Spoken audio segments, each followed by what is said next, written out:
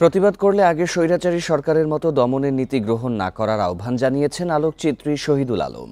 সোমবার বিকেলে রাজধানীর গুলশান ২ নম্বর এলাকায় ধর্ষণ বিরোধী মানববন্ধনে এই আহ্বান জানান তিনি। জাতীয় নাগরিক পার্টি এই মানববন্ধনের আয়োজন করে।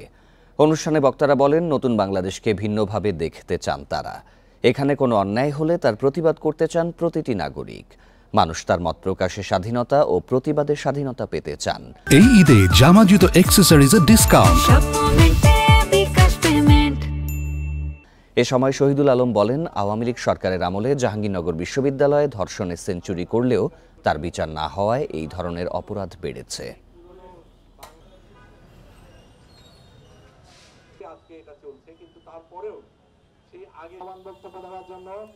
আমাদের এই প্রোগ্রামে আসে আর দেশে কিছু হয় না, আমার 30,000-এরও অধিক মামলার বিচারহীনতা।